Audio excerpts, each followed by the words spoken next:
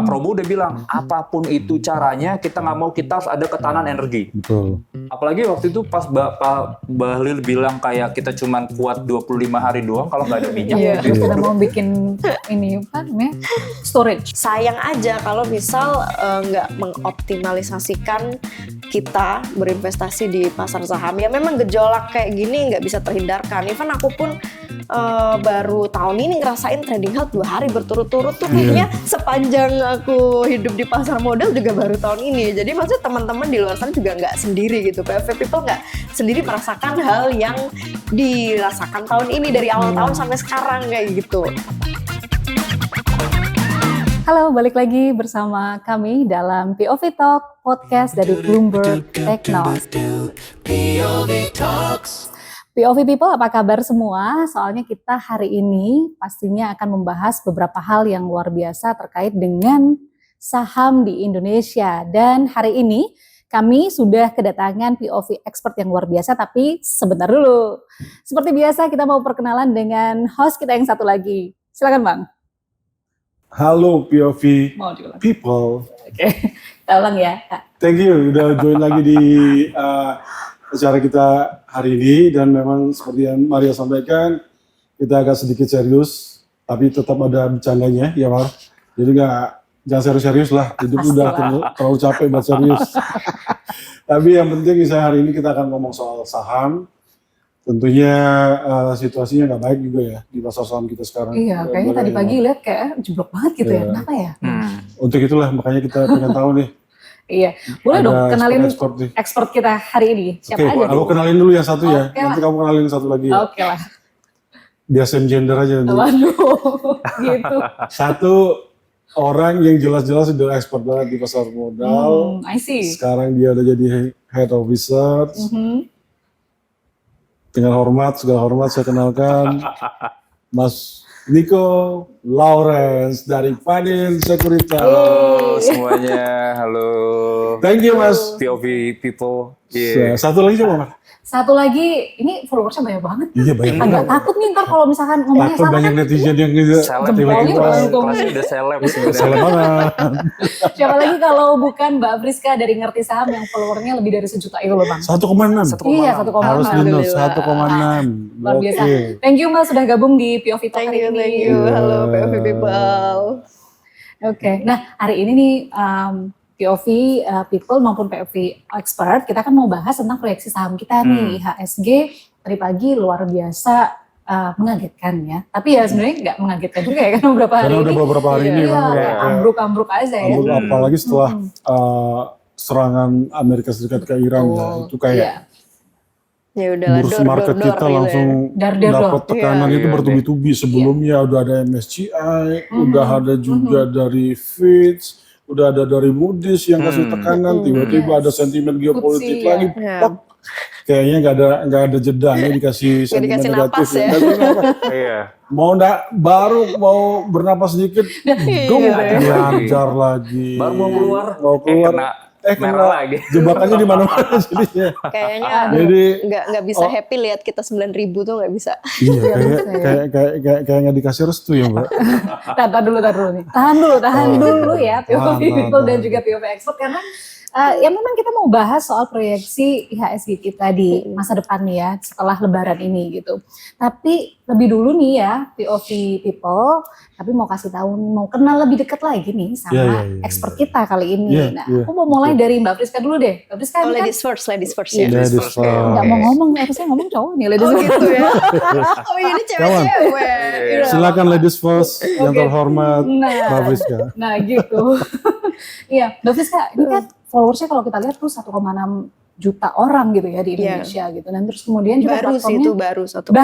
Baru oke. Kayaknya targetnya gede banget. 200 juta. Betul. 280 Mbak. Oh iya 200 juta lebih maksudnya. Oh pantas sih kemarin ke PP rame gitu Mbak Friska lewat tren. Mungkin. Fansnya ya ternyata. Lisa kalah Jadi katanya.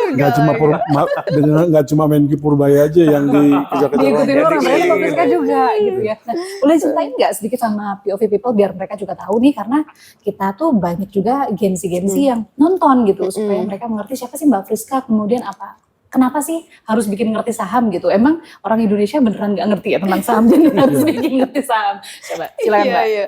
Ya sebenarnya basically aku dari usia 18 tahun tuh kan emang udah terjun di dunia aktivis pasar modal ya. Dulu di era itu 2010 tuh ada kelompok studi pasar modal, KSPM. Nah tapi kan semenjak lulus kuliah, kerja, udah nggak ada lagi nih wadah di mana aku bisa mencurahkan isi hati, bukan lah. Maksudnya mencurahkan passion di dunia pasar modal, suka ngedukasi sharing-sharing. Nah ketemulah platform Instagram ini 2017 akhir apa 2018 awal tuh aku ingat bikinlah Ngerti Saham. Ya asal ini aja sih ya, username-nya asal nemu aja gitu, Ngerti Saham, kayaknya catching, gampang diinget gitu. Ya, jadilah mulai nggak rutin juga sih ya, nggak, maksudnya bukan yang tiap hari dulu ngepost something gitu, nggak, pokoknya kapanpun pengen post gitu. Nah puncaknya itu pas pandemi. Pandemi tuh aku sendiri juga kaget, boom, nih netizen dari mana aja nih, banyak banget nih teman-teman baru, tetangga, teman-teman online baru ya yang follow. Oh ternyata makin banyak nih minat orang-orang belajar investasi. Karena yang kita tahu kan dari dulu kan literasi kan masih minim ya. Zamanku 2010 aja waktu itu jumlah investor kayaknya 500.000 belum ada. Ya artinya kan tingkat literasinya juga masih harus ditingkatkan. Nah karena memang aku suka nih jadi edukator ya, sekedar sharing-sharing ya, terbentuklah platform itu ya. Suka apa aja yang bisa dibagikan, tapi nggak bagi-bagi duit juga sih. Aduh. Nah itu yang ditunggu tadi sebenarnya yang di akhir itu. Sesekali ada giveaway sih, tapi nggak keseringan gitu. Ya jadi kalau kita udah ngobrol nih ada hintnya ya, kapan giveaway-nya ya harusnya yang bayar ke kita ya. Luar biasa. Jadi kalau kuliah dari ekonomi? Ya kebetulan memang background ekonomi manajemen Undip. Oh oke. Ya. Jadi memang gato ya. Ya dulu kan aku tipe golongan MRC. Apa itu? Mahasiswa radar cuan. Waduh. Oh ada istilah baru gitu. Ya artinya melihat sesuatu yang punya potensi cuan kayak pasar saham ini, tertarik lah buat ini, buat nyoba kayak gitu. Pengalaman pertama investasi di saham apa? Ada boleh dua sebenarnya. Boleh nggak apa-apa. Ada dua sebenarnya. Karena kan itu personal experience kan. Iya. Aku inget banget dulu dengan modal 500.000 aku belikan BKSL dan 500.000 gue bilang. Dan satunya PNIN. Ya, ini ya nanti sebentar lagi. Shareholders nih. Enggak, dulu udah take profit. Iya tuh dulu, jadi sekalinya nyobain modal segitu terus naik 25% kalau nggak salah waktu itu rata-rata jual. Ya itu first experience banget ngerasain mencet beli saham ya, 2 saham itu. Oke. Pas kebetulan ada grupnya di sini. Nah karena udah di-mention sama Mbak Priska kita. Tapi itu lanjut investasinya. Oh investasinya lanjut, terus. iya. Walaupun saat itu aku lebih banyak belajarnya trading sih, ya karena usia. Pernah jadi scalper juga. Pernah, ya apa dengan modal itu? se-fruit itulah ya, se-fruit modal ratusan ribu. Cepet banget dong tuh ya. Ya karena kan waktu itu kan masih muda, usia 18 kan ya belum kepikiran kan long term. Ya kali kita udah mikirin dana pendidikan anak kan belum. Jadi kita realistis aja lah. Realistis aja di saham, ya udah kita belajar trading, belajar apa aja teknikal yang bisa kita pelajarin kayak gitu. Horizon paling pendek yang lu lakukan dalam trading berapa? Ya dulu scalping itu dalam sehari sehari mungkin bisa 8 sampai 10 kali transaksi, jual beli. Ya kan masih mahasiswa kan, waktu masih longgar ya. Jadi itu diliatin terus ya. Iya kan, sok-sokan di era dulu tuh kayak investor saham, trader saham tuh kayak wow gitu kan. Masih jarang maksudnya orang yang bergengsi lah ya. Kayak punya privilege gitu. Lagi zaman film-film Wolf of Wall Street. Iya betul. Iya. Lu kerja apa bro? Trader. Kalau dulu kan masih ada kartu sama Big Shot gitu ya. Iya.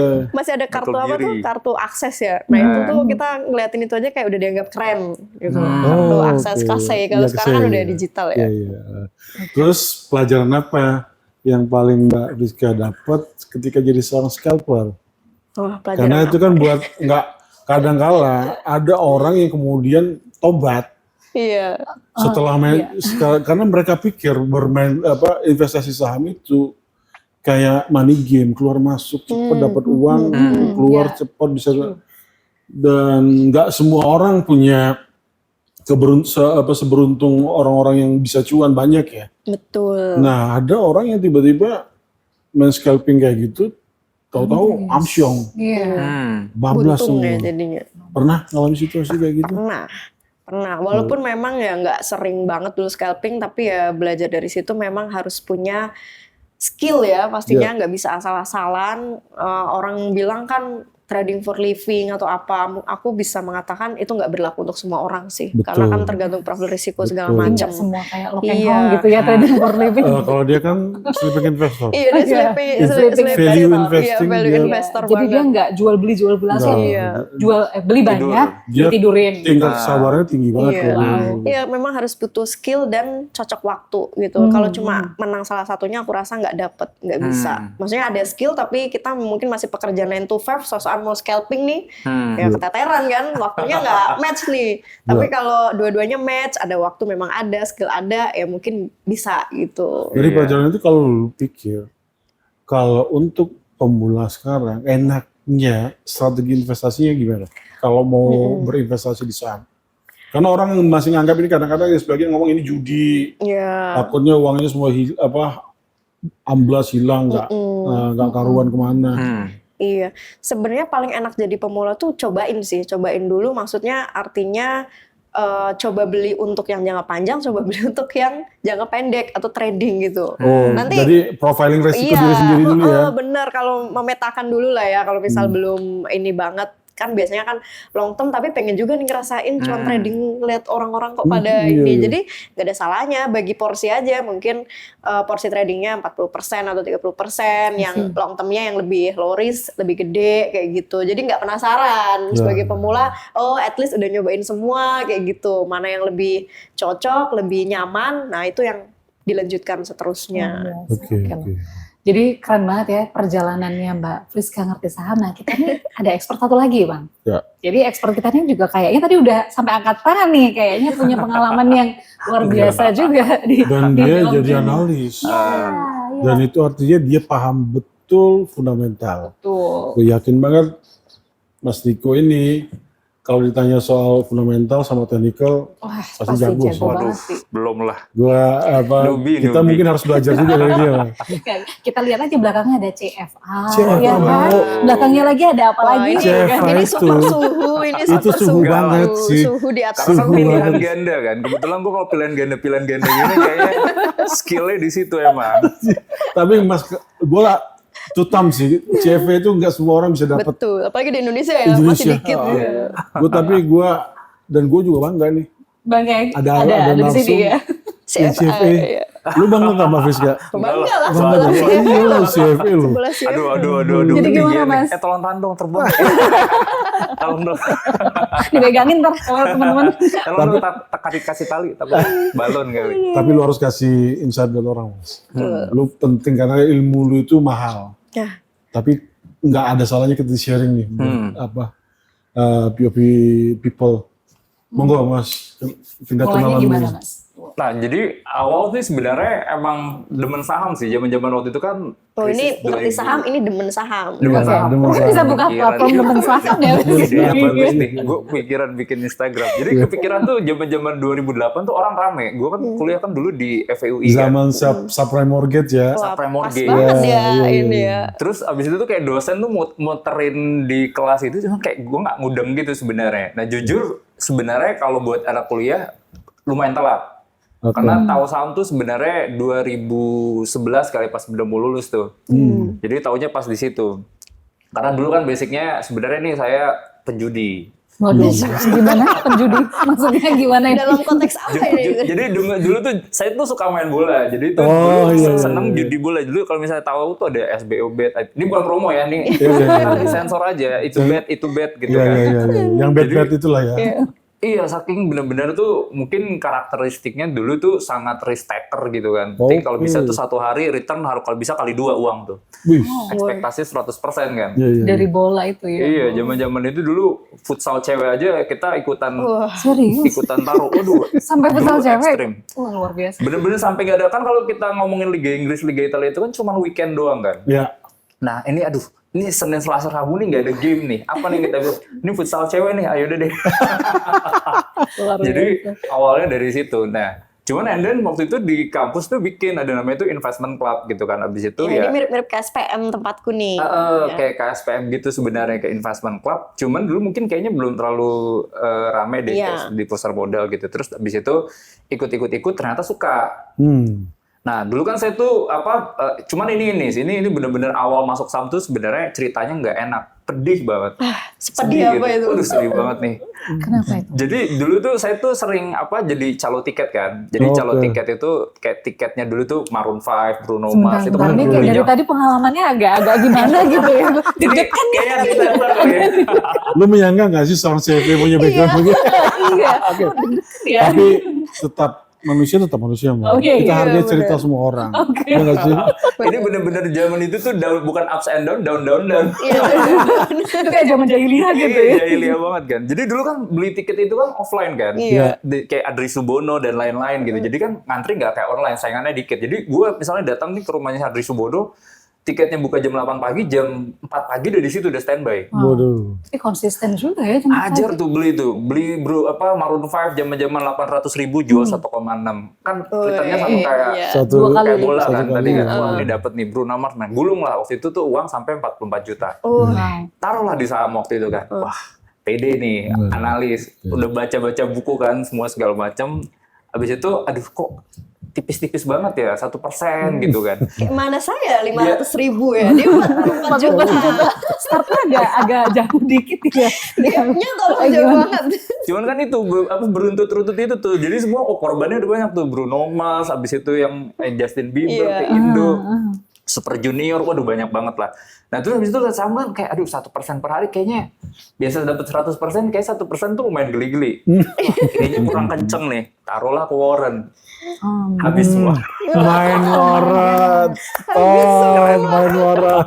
Gak ada sisanya itu habis Aduh, berdua. udah. Pemula main waran itu gila. Waduh. Soalnya kenceng kan dia kan Iya, naiknya iya, kan iya, aduh. iya. Itu bukan FOMO tapi nekat. Nekat. Itu bukan FOMO Waduh. lagi tuh. Udah itu bener-bener agresif banget sih. Ya cuman habis itu pelan-pelan di situ ya maksudnya belajar gitu kan ikut kelas ini.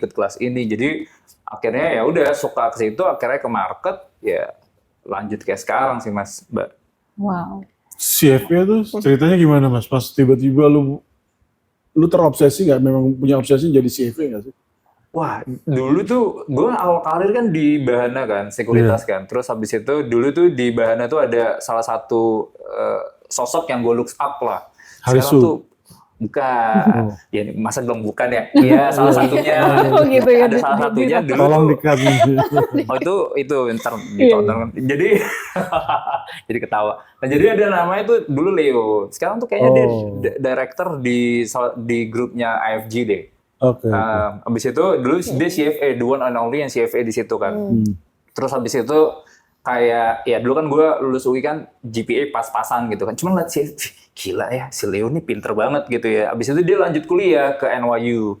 Abis itu kan dia katanya salah satu yang ya, kayak apa sih istilahnya SAT ya. SAT-nya tuh yang tertinggi lah buat. Iya, iya. Terus abis itu kayak gue penasaran gitu. Abis itu kayak pas itu kan kuliah bareng sama S2 kan. Jadi waktu itu ya kuliah sambil S2 barengan di Bahana. Cuman tuh Kerja zaman-zaman maksudnya, Kerja. kerja Kerja sambil sambil S2. kuliah. sambil S2. Nah itu lumayan ini sih, itu juga lumayan berat sih. Kayak kita beres kantor jam 5, lanjut kuliah jam 7, kadang disuruh sama bos Harry balik lagi ke kantor, jadi kadang sampai pagi gitu kan. Sampai jam 12, jam 1. I see. Nah terus habis itu tuh beres S2, pikir-pikir, aduh kayaknya tertantang nih, maksudnya ngambil CFA kan, kayak teman-teman ngambil, ya udahlah cobalah level 1. Jadi 2016 tuh waktu itu ngambil CFA. Terus habis itu ya itu juga perjuangannya naik dan turun sih Mas. Itu Iya, iya. gue kayak zaman-zaman dulu kuliah tuh nggak pernah sakit gitu ya. Ini sakit-sakitan. Bikin CFA sampai asam lambung tuh bolak-balik rumah sakit Lu tuh. tahu Mas seberapa beratnya tuh dapat certified. Iya, Coba jadi- lihat asam Jadi kita perlu tepuk lambung. tangan nggak sekarang? Iya, Bang. Ini appreciate banget. Maksud Banget gue, ya dan perjuangannya di situ. semua orang merasa bahwa Betul. itu udah dapat CFP itu udah level yang Itu udah Itu kasta tertinggi kasta sih. tertinggi Tertinggi yang dari orang seorang analis financial ya. market sih. Kalau tahu dulu cara jawab gue kan gini, B apa C, gini ya. Oh, Bukan yang kancing. kelihatan- Enggak pakai kancing Mas. Kayak apa yang kelihatan OB. Oh ya langsung B aja. Apa yang kelihatan langsung di mata. Eh, luar biasa sih. Jadi sampai akhirnya lu jadi sekarang seperti ini ya. Iya. Keren. Tapi lu Puji seorang Tuhan ya. fundamentalis atau technical? Awal tuh sebenarnya dulu technical, awal-awal gitu kan. Jadi kayak Mbak Friska juga gitu, trader gitu kan. Habis liatin layar, terus kok mata gue lama-lama berair gitu kan. Aduh capek juga nih kayak gini-gini. Akhirnya dulu seneng banget Mas, kayak gambar-gambar garis itu seneng Cat gitu. ya. Kayak wah kayaknya ada nih indikator yang paling canggih yang bisa mengalahkan semuanya. Bikinlah iseng itu, ini, itu, Iya, itu. iya. Cuman ternyata waktu itu nggak worth juga gitu kan. Akhirnya ya udahlah banting setir pas zaman-zaman di Bahana belajar kayak fundamental, akhirnya alirannya lebih fundamental. sekarang ya. Karena biar gimana pun biar kita kenal apa yang kita pilih menjadi tempat investasi, ya kita harus belajar dalamannya lah, fundamentalnya lah. Semua akan fundamental pada waktunya sih. Iya sih. Itu pasti. Iya. Karena mesti ngelihat portofolio kayak apa, ngelihat semuanya Iya, gitu karena ya, nggak Mbak. mungkin udah nenek-nenek, kakek-kakek kita masih ini trading ya. Iya Liatin sih. running trade ya, semua pasti ujung-ujungnya Iya. bakal belajar fundamental dengan Benar sih. sendirinya. Iya, kayak Lo Keng Hong aja dia value investing itu dia pasti akan ngeriset dulu sih fundamental. Iya. Dia bisa tuh belajar laporan keuangan sampai detail, Iya. dilihat. Kok jadi serius ya tapi kita begitu ya. Begitu ngomong enggak, fundamental kita langsung maksud- kayak oh iya juga ya. maksudnya kita harus kasih insight juga ke POV people. People, Jadi gitu. bahwa belajar sesuatu itu memang harus serius. Investasi pun Nggak bisa gampang nggak bisa asal gak ya. salah-salan karena Kayak pengalaman Mas Mas Niko, Niko tadi ya, habis. dia- Habis, ya. dia betul-betul sadar dari seorang gambler, spekulator, sekarang harus calculated risk Wah, taker dia. sangat Mas, saya udah risk management tuh udah nomor 1 buat saya. Risk Iya, udah belakangan. tuh. Risk management Ini tuh udah. mulai menimbulkan apa ya? Pertanyaan-pertanyaan nih berikutnya nih. Sebagai orang yang bukan analis saham saya, ya, Mas. Itu menarik sekali. Jadi kalau tadi Bang Hotman bilang, iya belajar tuh kan mesti serius ya kan. Kita kan memang mesti kalau mau memutuskan sesuatu ada hal yang harus kita lihat belakangnya kan, ada riset dan segala macam. Nah, terus kalau di Sami, Mas Niko ya, kan tadi sudah bilang bahwa sempat mengalami kegagalan gitu. Nah, orang muda seperti ya kita lah ya, masih milenial ini kan ya belum jadi boomer bukan boomer sih. Itu kan kita masih muda, anggap aja muda ya. Terus itu apa namanya? Kita kan masih pengennya tuh kayak returnnya cepat. Terus udah gitu kalau kita lihat oh ini turun sedikit aja udah gatel gitu ya misalnya. Saya pemula gitu ya. Jadi kayak gatel nih. Tapi kembalinya kapan ya uang gua gitu. Nah, itu apa sih sebetulnya yang mesti kita lihat gitu. Yang paling penting yang harus kita lihat sebelum kita putusin untuk beli deh. Itu dulu deh, biar POV people bisa apa namanya engage. Iya. Ini Mbak Friska dulu atau saya dulu? Masih ke dulu. Kalau saya sih my personal sih ya. Kalau ngeliatnya ini mending kalau saham tuh ya tahu yang satu paling penting tuh risk profile. Maksudnya sejauh mana kita bisa enjoy gitu ya kenaikan dan penurunan saham itu tadi. Iya. But somehow kan ada juga yang perspektif bilang kalau misalnya kalau kalian udah analisa invest gitu ya, turun tuh bagian dari volatility-nya itu. Iya, agree juga gitu. Cuman somehow ya mungkin orang nggak terlalu tahu bahwa cut loss itu tuh bagian penting dari risk management. Oke. Jadi misalnya kayak tadi Mbak Maria misalnya bilang kayak oh ya nih misalnya kayak sahamnya turun gitu, ekspektasi bisa kembali apa enggak. Cuman kalau fundamentalsnya nggak di situ gitu ya misalnya, ya kita kayaknya udah bisa considering oh ini kita bisa cut loss misalnya. Ternyata koreksinya itu something misalnya ekspektasi labanya dulu yang harusnya positif jadi negatif misalnya. Itu kan berarti oh secara strukturalnya ada perubahan nih, bukan noise-nya doang kan. Jadi kayak mikirnya kalau misalnya kayak gitu, yaudah deh, ini kita cut loss aja gitu. Jadi mikirnya seperti itu sih. Makanya saya tuh benar-benar kalau ngeliat dari yang saham ini, return tuh udah benar-benar kayak let the profit run lah. Ya. Oke. Jadi once kita udah kayak bisa tadi kayak filtering out gitu ya saham-sahamnya apa, ya volatility kita harus checking gitu ya. Cuman saya biasanya ada ini sih, 10% tuh saya udah alert biasanya. 10%. Buat cut loss. Oh, alert tuh bukan langsung cut loss sih. Saya coba cek fundamentalsnya gitu ya biasanya. Kayak strukturalnya apa yang saya missing gitu ya. Ternyata ya biasanya saya kan kadang kalau ya itulah kalau analis tuh punya ada privilege-nya tuh bisa ketemu sama emiten. Oh iya. Jadi bisa chat nih, apa nih something Analis nih, meeting kenapa bla bla bla gitu kan. Jadi adalah kayak waktu itu ada satu emiten yang kita kayaknya lumayan suka gitu kan. Kayaknya tesisnya kuat gitu ya. Ternyata pas kita ngelihat dia punya target 3 juta pelanggan. Bisnisnya kayak modelnya ya entah ketahuan lah nanti. Cuman loh, kok ternyata target ke 3 juta itu yang harusnya orang pada kenceng ini cuman baru bulan Februari baru dapat 40.000 pelanggan. Wah, susah nih. Ya. Laba orang ekspektasinya bakal naik 2 kali lipat, mungkin nggak nyampe 2 kali lipat gitu. Betul. Wah, itu berarti udah alert tuh buat saya tuh. Oh, saya udah nggak usah deh, udah terlalu berisiko, saya cut loss kayak gitu-gitu sih. Jadi emang harus tahu dulu alasan kita cut loss-nya tuh apa sebenarnya. Oke. Mbak Frisa? Aku sih yang penting benerin mindset dulu sih, karena ini yang sering jadi salah kaprah Gen Z, terutama nih generasi sekarang yang beranggapan pengen cepet kaya dari saham ini, wah sesuatu yang salah besar gitu. Karena menurutku pribadi dari pengalaman, dalam jangka waktu yang panjang, saham ini memang akan jadi kendaraan kita untuk bisa menjadi sejahtera secara finansial ya, tapi tidak serta-merta langsung bikin kita jadi OKB dalam waktu yang singkat. Itu yang harus dibenerin dulu mindsetnya di situ, karena takutnya kalau udah kemakan mindset yang seperti itu, ya akhirnya jadi nggak realistis dalam mengambil keputusan ya, entah dia akhirnya ikut-ikutan doang, FOMO lah, atau ya jatuhnya gambling kayak gitu. Nah, mending mindsetnya dulu yang dibenerin ya. Mindset udah bener, belajar itu gampang sebenarnya. Udah banyak sumber lah sekarang ya, dari mana-mana.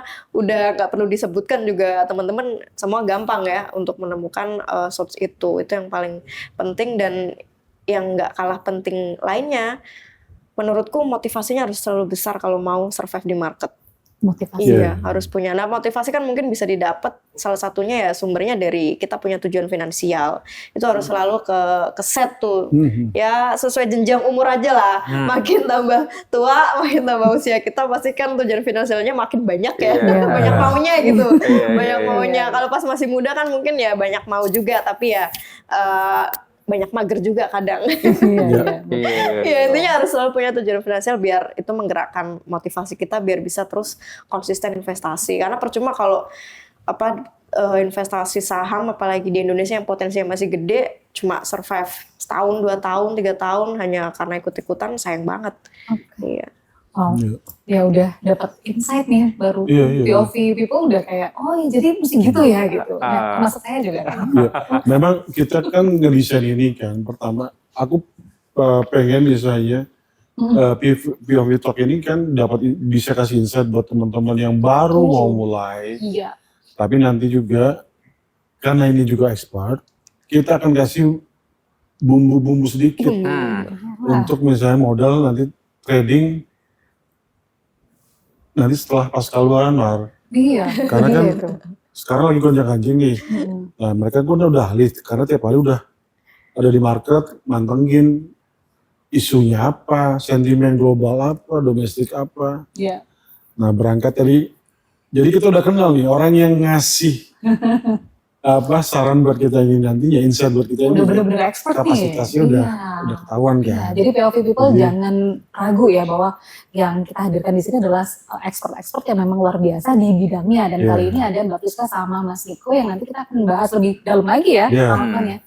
Kita akan masuk ke situasi yang kayak sekarang ini dulu deh. Yang tegang nih. Yang mulai tegang dikit, agak serius ya.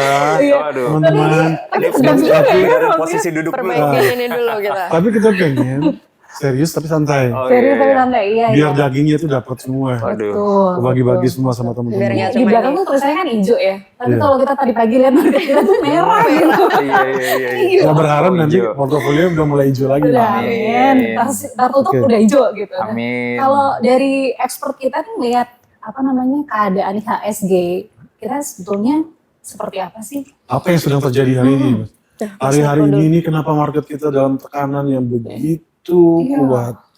Tadi udah kita ngomongin di awal tekanan kayak bertubi-tubi datang. Mungkin lu bisa kasih saya lebih dalam, kasih kita clue apa sih yang jadi penting kita perhatikan dalam situasi sekarang. Iya, market ya. Jadi kalau market ya sebenarnya yang bikin koreksi itu kan ya banyak ya. Maksudnya salah satunya cuman kan yang biasa itu pasti pressure liquidity. Liquidity ini kenapa intinya orang kayak kabur lah, mereka nggak mau pegang saham gitu. Karena kan ya biasalah selalu ingat kalau namanya saham itu kan aset berisiko kan. Jadi kalau udah namanya berisiko, si berisiko itu tuh nggak suka ibaratnya ketemu sama ketidakpastian.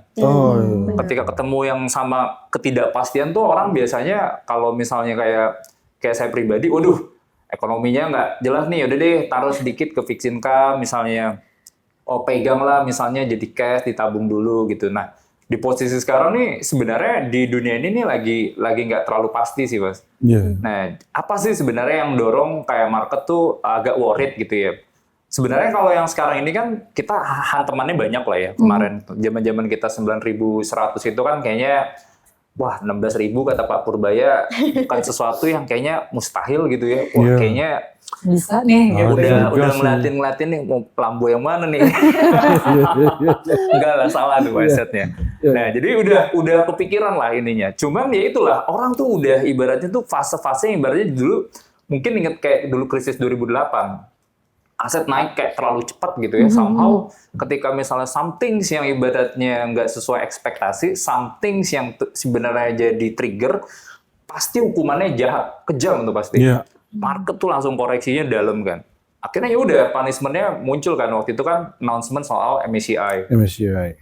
Karena kan zaman dulu kan si IISG kita ini kan ternyata kalau kita ngeliatin secara bobot 40% tuh si saham-saham konglo-kongloan itu gitu. Betul. Mungkin apa sih definisi konglo kalau dari perspektif saya adalah mungkin bukan saham-saham yang dipegang oleh Pak PP atau misalnya Pak Happy dan lain-lain gitu. Cuma somehow yang sebenarnya ini kok terlalu inflated gitu ya, valuasinya mahal banget gitu ya. Terus habis itu bobotnya besar, cuman fundamentalsnya sebenarnya nggak So-so aja. terlalu ini, nggak terlalu ngejar. Iya. Nah, akhirnya marketnya kena hantem lah.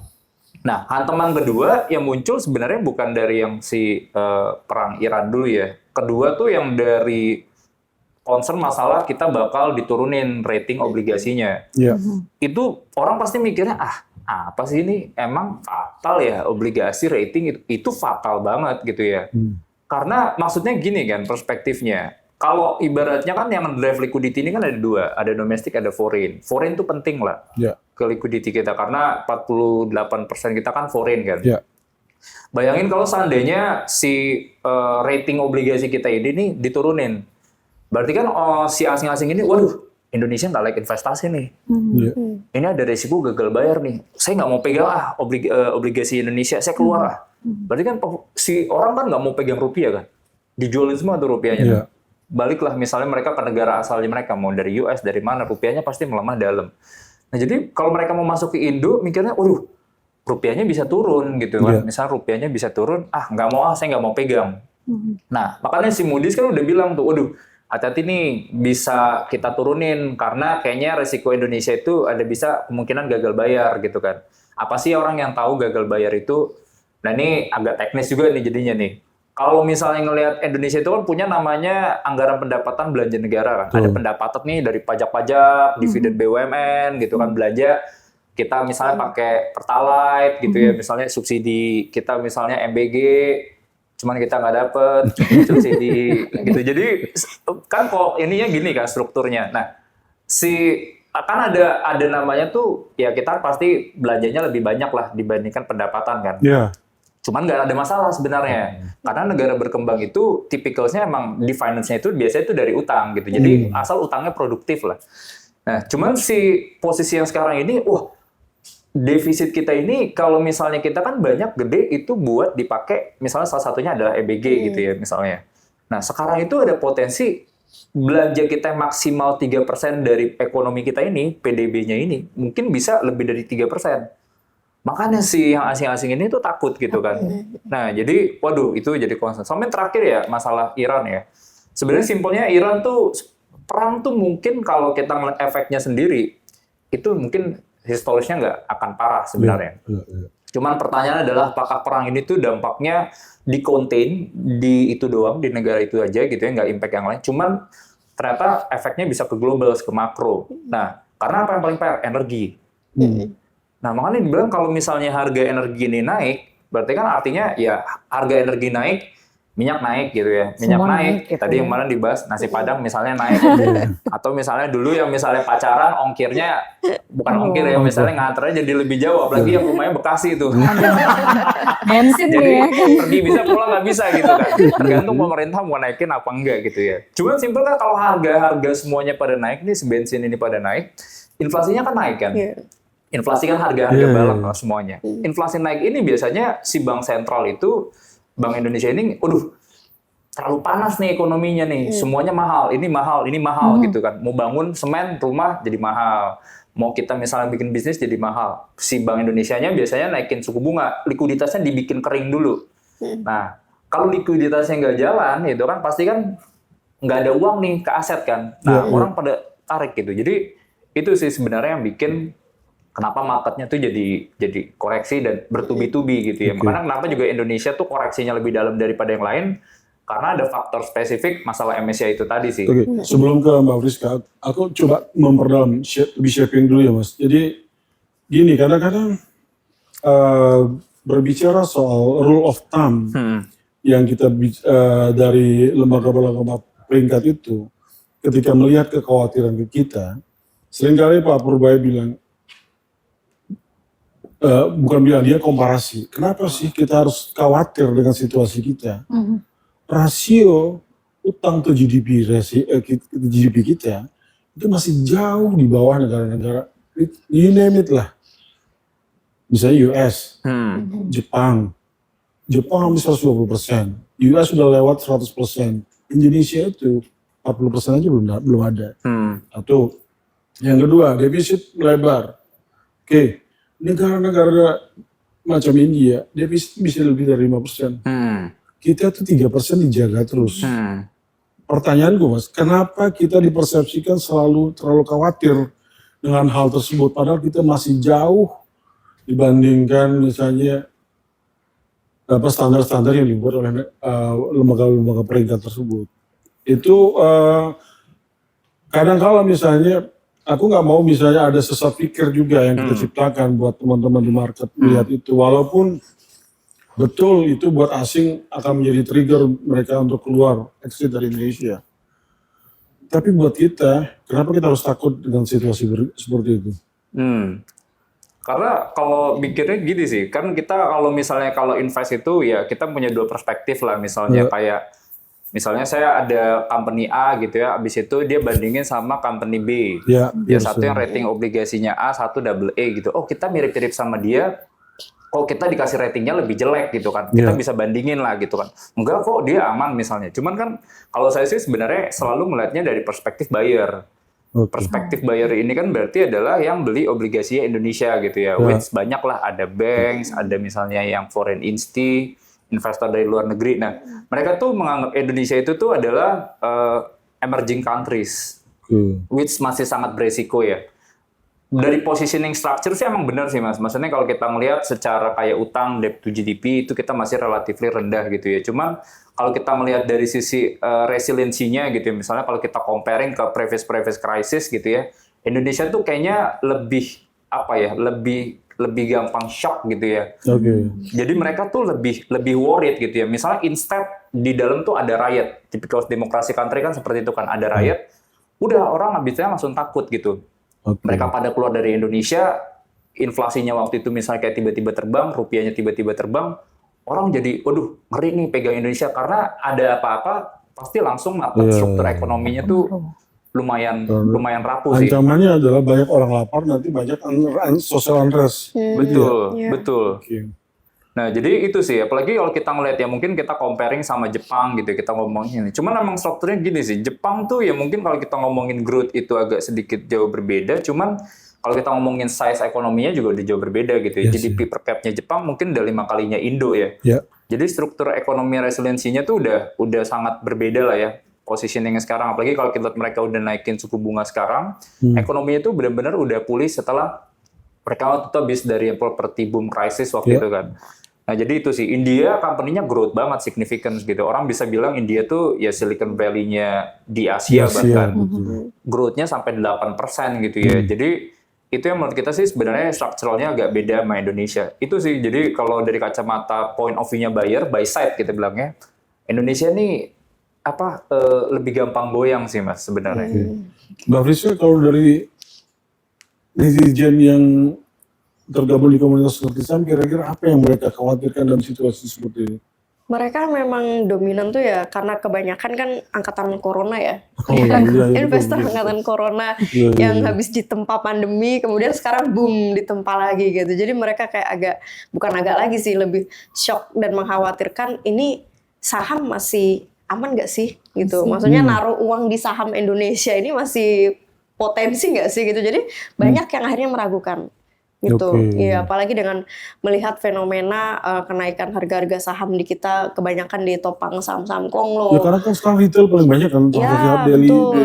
dari Terus sampai timbul opini apa fundamental is bullshit lah segala macem Oh, kayak gitu. oke. Jadi mereka seolah kayak udah trust issue gitu. Itu yang paling aku baca ya dari berbagai banyak curhatan atau DM itu mereka mulai trust issue terhadap potensi pasar saham Indonesia ini ke depannya. Kalau udah trust issue, yang mereka lakukan selanjutnya apa tuh Mbak? Misalnya ada nggak yang langsung kayak, enggak deh kok kayaknya nggak lagi deh main saham atau kayaknya gue nggak. Ada yang Itu kayak gitu banyak mereka. Aku nggak bisa bilang banyak, tapi dari yang aku baca JDM ada yang mereka emang cash out ya, maksudnya berpindah instrumen. Ada yang mulai mungkin masih dicicil diversifikasi ke instrumen lain selain saham kayak gitu. Tetap karena mungkin mereka merasa ada risk adjustment di situ ya, melihat kondisi pasar saham kita yang seperti sekarang ya. Namanya juga uang nggak bisa tenang juga kan orang-orang. Wah ini gimana nih, masih aman nggak nih kalau taruh semua di saham atau gimana? Jadi mau nggak mau pasti mereka mencari alternatif instrumen lain yang bisa menjadi bumpernya gitu selain saham itu sendiri. Ini kan sebenarnya kalau misalnya secara awam ya, saya lihatnya secara awam nih, Mbak Priska sama Mas Niko juga Bang Hot. Nah kan tuh kayak sebenarnya kayak orang mau meminang pasangan ya nggak sih? Ya kan, maksudnya kayak kita lihat, lo resilience nggak? Ntar kalau ada perkara nih, lo mundur nggak? Lo hancur nggak bareng-bareng gitu kan? Sebenarnya kayak gitu ya. Engagementnya tuh seperti apa gitu kan? Lo sekuat apa? Lo bisa bertahan nih menghadapi badai gitu. Itu sebenarnya kan kayak gitu. Nah, terus kalau di Mbak Priska ada nggak yang kira-kira nih? Terus kemudian nanya gitu, solusi gue apa ya dengan kondisi market yang kayak gini? Wah banyak. Nah, Dan apa coba kira-kira? aku selalu ngasih jawaban template dan klasik sama sih. Intinya aku selalu menyampaikan potensi pasar saham Indonesia ke depan itu masih sangat besar. Ya karena kita melihat, aku ngeliat histori aja lah, histori dari based on pengalaman pas aku di 2010 IHSG masih 3.000, satu dekade berikutnya udah 7.000, terus sempet ATH 9.000 meskipun ya deloser lagi gitu. Tapi at least kalau kita mau sedikit aja melihat time horizon jangka panjang, nggak jangka pendek kayak sekarang, itu sangat potensi banget gitu. Jadi sayang aja kalau misal nggak mengoptimalisasikan kita berinvestasi di pasar saham. Ya memang gejolak kayak gini nggak bisa terhindarkan. Even aku pun baru tahun ini ngerasain trading halt 2 hari berturut-turut tuh kayaknya sepanjang aku hidup di pasar modal juga baru tahun ini. Jadi maksudnya teman-teman di luar sana juga nggak sendiri gitu. POV people nggak sendiri merasakan hal yang dirasakan tahun ini dari awal tahun sampai sekarang kayak gitu. Tapi namanya market ya pasti nanti akan ada masa-masa recovery, dan biasanya kan kalau pas masa-masa recovery gitu sektor defensif biasanya paling cepat recovery-nya. Makanya kadang aku kasih suggest gak usah buru-buru panik ya, maksudnya kalaupun emang mau tap in ya udah tipis-tipis cicil aja dollar cost averaging di saham-saham yang defensif aja gitu, karena pasti nanti recovery-nya biasanya paling cepat kayak gitu. Jadi tetap menjaga optimisme itu biar gak pada kabur dari pasar kita. Jadi kalau berumah tangga tuh tantangan sedikit, hadepin dulu nih gitu. Ya sedikit-sedikit gitu ya biar bisa maju terus sampai akhir Ya gitu namanya juga hidup. Namanya juga hidup. Kadang di atas, kadang di bawah. Iya. Kadang di situ-situ aja. Kadang di situ. Itu curhatan netizen Porto yang di situ-situ aja gitu. Oke. Nah, kalau gitu, kalau tadi kita sudah dengar sama-sama ya POV people bahwa sebetulnya kalau dari Mbak Priska tadi masih ada optimisme lah, kita bisa lihat IHSG kita nanti ke depan tuh lebih bagus ya kalau kita lihat jangka panjang. Tadi dari Mas Iko juga sebetulnya sama sebetulnya, cuman ada tata caranya yang harus kita lihat ya kan. Nah, kalau bentar lagi kita libur Lebaran, Mbak Mas ya kan? Iya betul. Minggu depan udah libur. Minggu depan udah Ini libur. tinggal 4 Nah, tiga kalau dalam hari situasi ini. kayak gini kan ketidakpastiannya kok meningkat lagi. Lagi ketidakpastian. Karena kita nggak tahu dalam sepekan itu akan kejadian apa panik. Iya. Entah perangnya makin berkecamuk. Itu kan bikin deg-degan ya. Iya. Pasar lain sudah ngerespon, udah price in, kita belum karena Nah, ribut. Kayak tahun lalu ya, kayak Kayak lebaran tahun tahun- lalu. Iya, benar Jadi tuh, benar tahun lalu. gimana? Dari Mas Iko dulu deh. Gimana melihat setelah lebaran ini kira-kira pandangan ramalan lah ya dari seorang analis gitu. Masih Iya. oke nggak? Kalau lebaran ya, emang sebenarnya tuh setiap lebaran tuh orang pasti ada kayak trauma yang tahun lalu kali ya. Iya, tahun lalu. Zaman-zaman itu tuh si Trump yang Keluarin keluarin apa, tarif gitu. tarif. Saya tuh udah weekend tuh aduh ya ampun, ini dikirim tetangga opor aja tuh nggak selera Nggak makan selera. nih, nggak kesentuh nih. Biasanya tuh opor tetangga tuh udah the best tuh, udah, waduh udah. Nah jadi orang tuh pasti akan ada ingat itulah. Nah makanya sekarang kita lihat juga transaksi kan sepi ya, cuma 16 triliun, 19 triliun. Kayaknya orang juga lebih worried ya.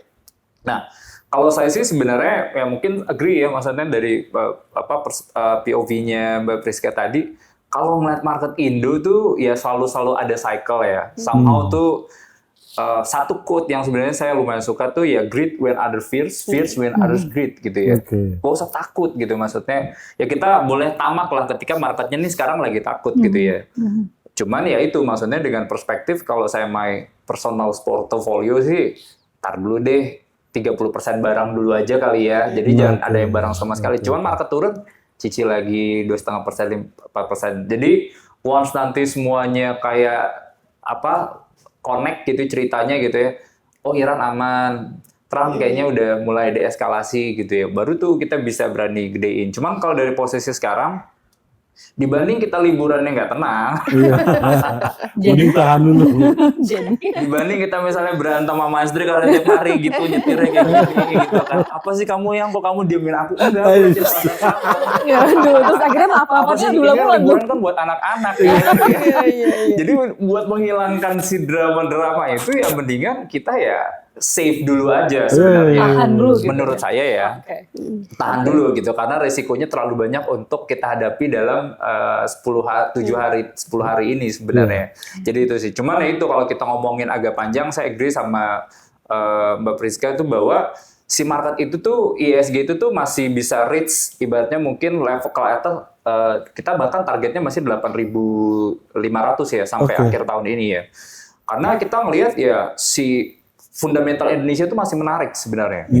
Kayak kita tuh tumbuh 5%, global tumbuhnya 3%. Attractiveness growth-nya ada gitu ya. Saya suka ceritanya misalnya. Nah, emang sebenarnya Indonesia ini bakal tumbuh nih data-data pertumbuhan ekonomi. Iya. Bener nggak tuh Pak Purbaya bilang kita bisa 5,5, bisa 6%. Cuman itu tuh, kalau seandainya delivery-nya nggak jalan, ternyata tumbuhnya 6, munculnya 5,2 misalnya, waduh, Gawat ya. marketnya bisa ini lagi. Nah itu kita juga pantau sih Mas gitu ya. Nah cuma satu kita ngelihat nih, kalau dari perspektif saya ngelihatnya 2026 itu adalah momentum laba bersih kita tuh udah mulai balik. Oh, oke. 2025 tuh laba kita jelek. Iya. Banking kan waktu itu banyak yang negatif Iya, kan. turun. Pada kena provisi semua segala macam, consumer good kena semua karena bahan baku lagi pada naik kan. Iya. Komoditinya pada jatuh semua. Iya. Sekarang kalau kita ngomongin 2026, bankingnya udah sedikit ada recovery gitu ya, walaupun kita akan coba cermatin, consumernya harga bahan bakunya udah mulai turun, energi komoditinya udah mulai jalan semua gitu ya. Iya. Jadi ini yang saya lihat nih sebenarnya dulu earnings-nya negatif, sekarang earnings-nya bisa 10, harusnya ada nih. Orang kan nyarinya growth kan. Iya. Saham itu kan suka mana nih yang tumbuh gitu kan. Nah jadi kalau misalnya kita punya perspektif tumbuh, harusnya ISG masih menarik sih. Oke lah ya. Betul. Oke, Mbak Priska gimana?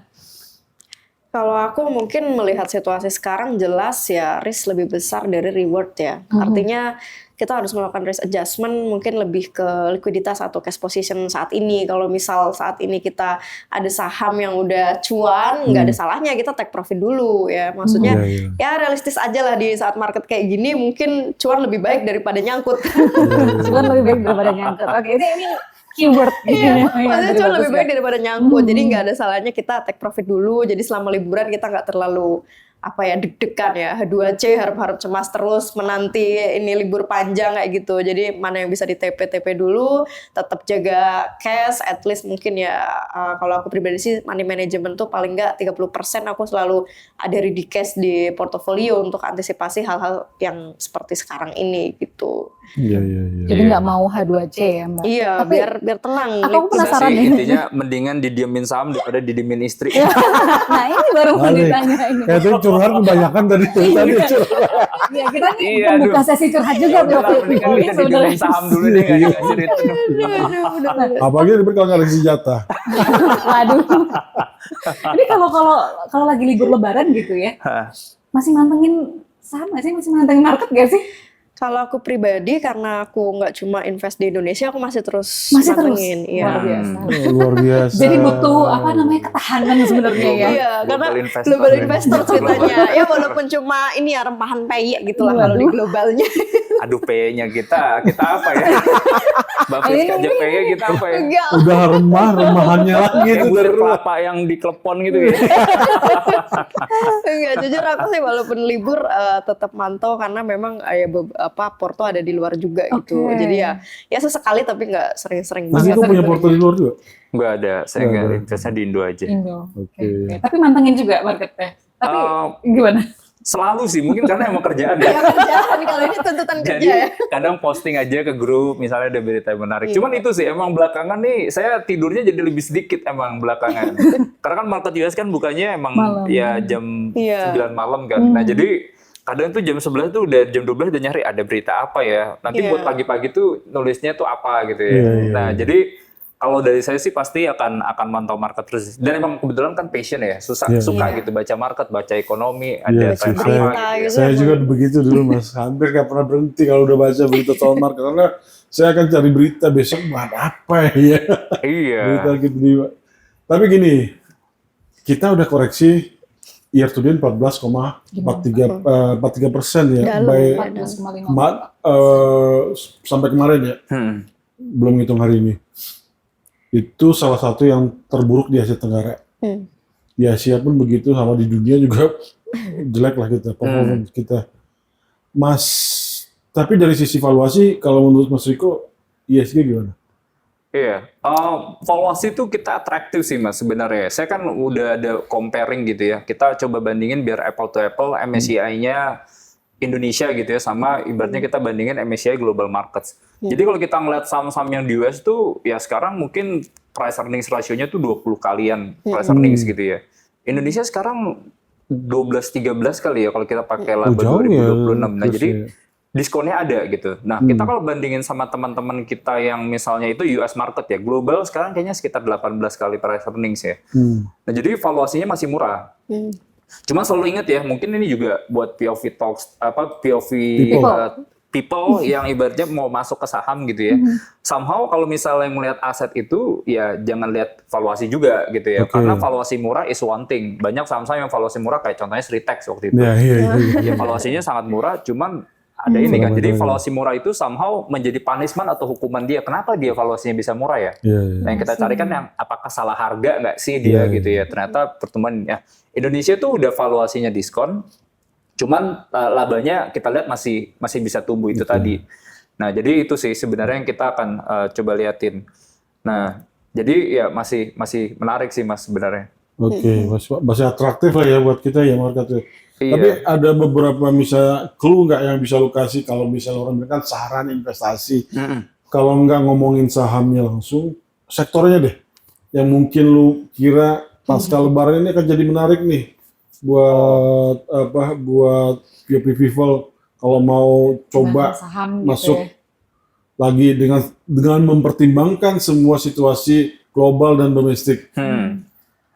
Kalau buat market ya, kalau saya sih sebenarnya sektor yang sangat favorable sekarang sih menurut saya ini gold. Gold. Oke. Gold sector tuh saya masih punya melihat kayaknya at least ya banyak lah ya yang forecaster canggih di global tuh yang bilangnya 5.400, 6.000. Ya range-nya rata-rata di situ ya. Jadi kalau sekarang 51 masih ada upside sebenarnya dari sisi gold. Nah, gold ini mungkin ceritanya dua sih, Mbak Mas. Jadi ya pertama itu sentimen komoditi, kedua dia structural komoditi. Sentimennya apa? Kalau misalnya marketnya itu nggak terlalu bagus, uncertainty tinggi, orang kan safe havennya antara gold, pegang dolar, atau pegang Swiss franc atau Japanese yen kan. Itu yang aman banget, super aman gitu ya. Walaupun sekarang kan goldnya nggak kemana-mana karena orang biasanya tuh ke dolar dulu. Dolar tuh yang lebih inilah. Nah, cuman ntar pasti ada rebalancing mereka ada ke gold. Nah, itu sentimennya. Jadi ketolong. Kedua, strukturalnya masih bank sentralnya itu masih beliin terus. Oh iya China masih beli terus, Jepang masih beli terus gitu ya. Apalagi kan mereka tahu nih, Amerika itu kan ada utang jatuh tempo tuh 9 triliun US dollar. Gimana caranya mereka bisa gagal bayar nggak? Nggak bisa. Cuma mereka bisa print uang banyak buat bayarin utang itu tadi. Cuma kalau uangnya banyak, berarti kan artinya nilai si dolar itu kan jadi lemah kan. Nah, kalau misalnya nilai dolarnya itu lemah gitu ya, mungkin attractiveness kita pegang US Treasury jadi nggak ada. Dapat yield 4%, dolarnya melemah. Net-net mungkin kalau assuming dolar 5%, kita malah rugi 1%. Udah deh, kita nggak mau pegang, dolarnya melemah, ambil aja emas. Makanya bank sentral tuh sekarang cadangan devisa bank sentral itu tuh tertinggi dalam berapa puluh tahun terakhir ya, 1970. Nah, jadi emas sih strukturalnya ada gitu ya. Dan bayangin kalau kita ngeliat emas itu kan yang gede-gede itu Mas, misalnya ETF yang kayak misalnya GDX, itu kan masih size asetnya masih 300 billion US dollar misalnya. Cuman kalau transaksi di obligasi Amerika itu mungkin outstandingnya sekarang 27 triliun. Waduh, pindah dikit aja misalnya ke situ. Itu ETF-nya tuh nggak gulung tuh. Jadi saya lihat sih masih ceritanya masih menarik.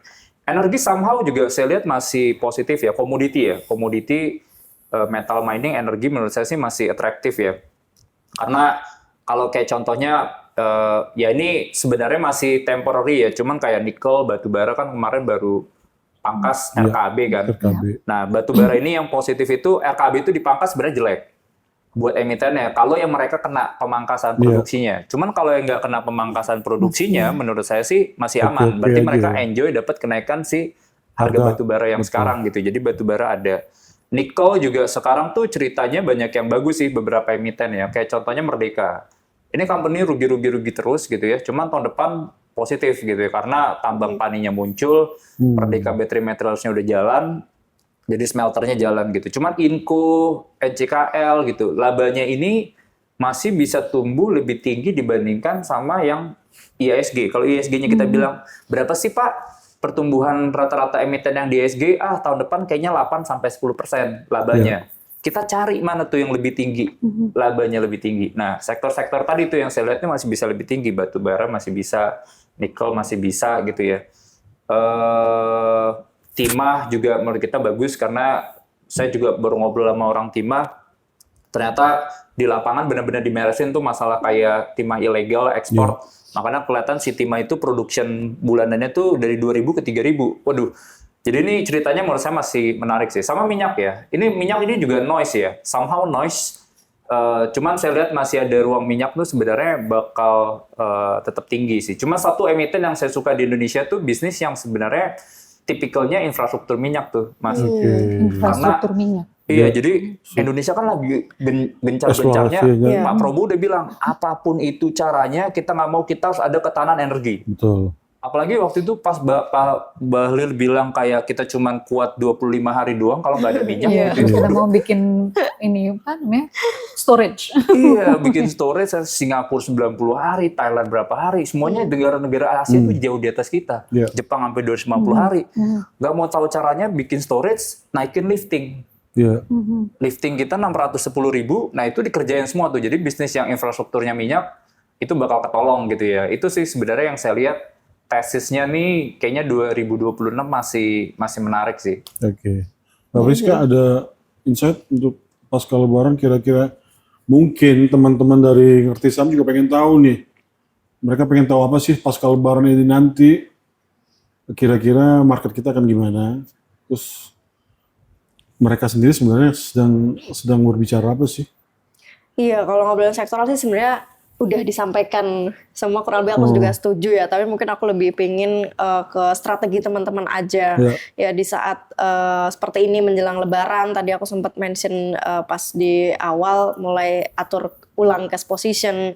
Ya setelah itu mungkin nggak ada salahnya juga sih melakukan rebalancing portonya. Kalau memang itu udah dirasa diperlukan ya di momen-momen seperti ini tuh nggak ada salahnya gitu. Jadi nggak harus dengan gegabahnya ya udah tetap semua di saham gitu, nggak apa-apa kalau emang ada alternatif lain yang bisa jadi diversifikasi, atur ulang alokasi di saham berapa persen, di instrumen yang jadi pilihan untuk diversifikasi berapa persen silahkan gitu ya. Semua demi apa ya, demi kenyamanan investasi masing-masing. Karena kan investasi harus nyaman ya katanya ya. Kalau nggak nyaman berarti kan ada sesuatu yang salah, entah itu salah mindset, salah strategi atau salah apapun, itulah intinya ada yang salah di situ. Jadi biar teman-teman juga ke depannya tidak akan merasa dikecewakan oleh market, nggak merasa hianati ya oleh pasar PHP saham ya. Indonesia, di PHP dan merasa tersakiti pokoknya lah karena portonya merah terus nggak pernah hijau gitu.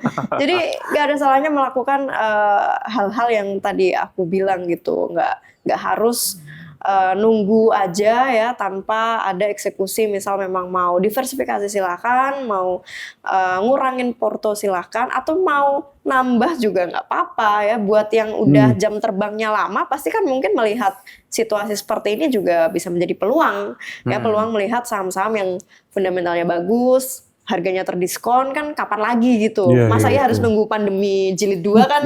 Jangan ya, makanya.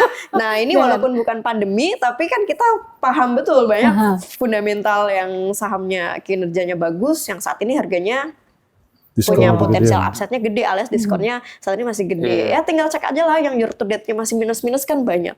Jadi sesimpel itu kita melihat diskon saham secara sederhana, lihat aja dulu dari year to date-nya. Sekarang cari yang minus, atau mungkin dari yang all time high sebelumnya ke harga sekarang udah terdiskon berapa, mungkin bisa dimasukkan jadi opsi atau watchlist teman-teman saat ini gitu menjelang Lebaran atau nanti pasca Lebaran ya. Jadi selama Lebaran mungkin kegiatannya mencoba lihat-lihat nih ya saham-saham potensi mana yang masih terdiskon, yang habis Lebaran masih bisa dibeli gitu.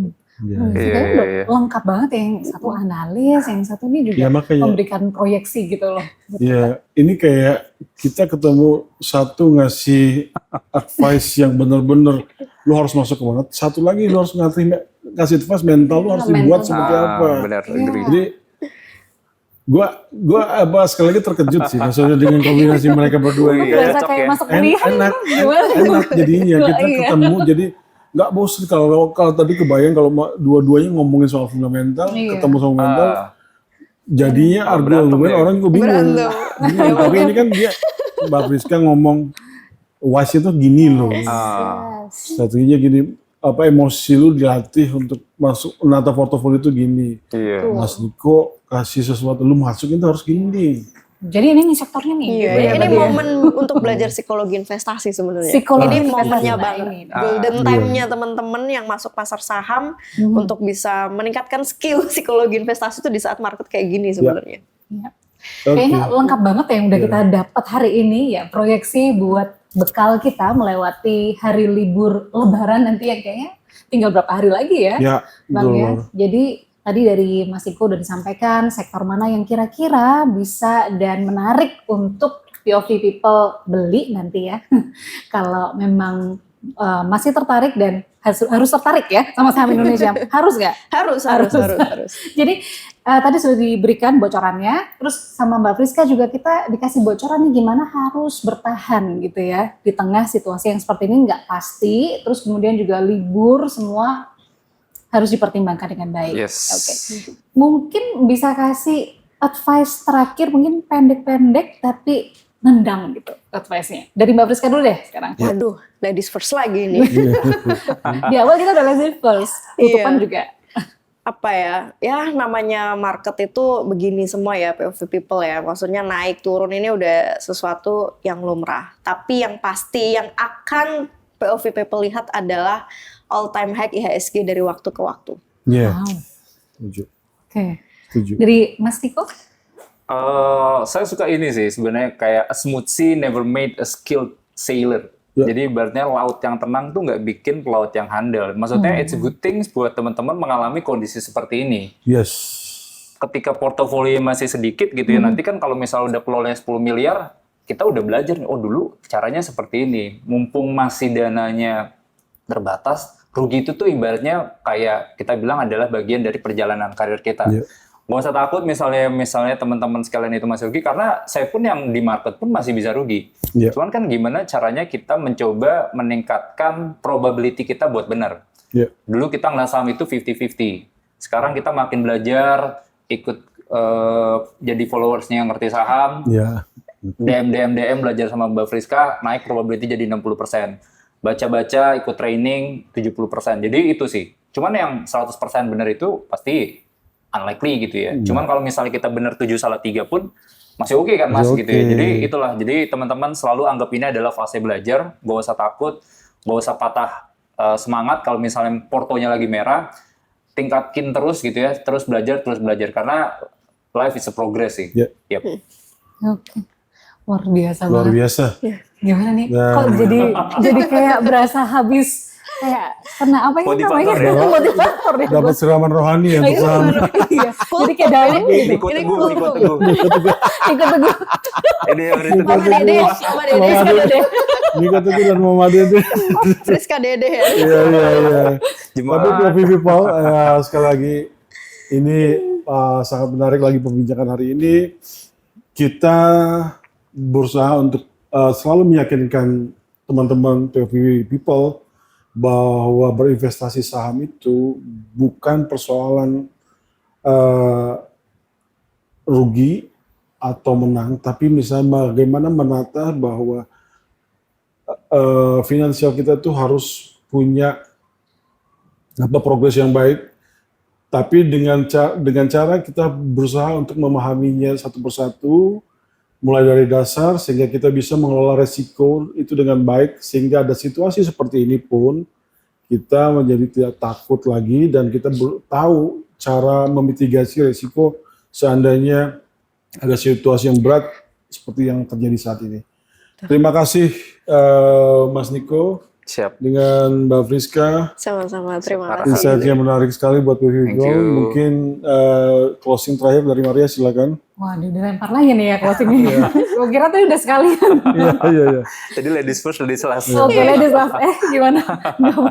Oke, nah memang tadi kita sudah saksikan semua, sudah dengarkan sama-sama POV People. Jangan pernah takut untuk melakukan apa yang memang tadi sudah disuggestkan karena ini adalah expert semua yang hadir di sini. Dan pastinya kami POV Talk masih akan terus memberikan tema-tema yang menarik lagi di episode selanjutnya. Saya Maria dan Bang Hotman. Saya Hotman Saragi, undur Kita pamit. diri dari layar hari ini. Dari Terima kasih. POV Talk. Bye-bye. Bye semuanya. POV Talks.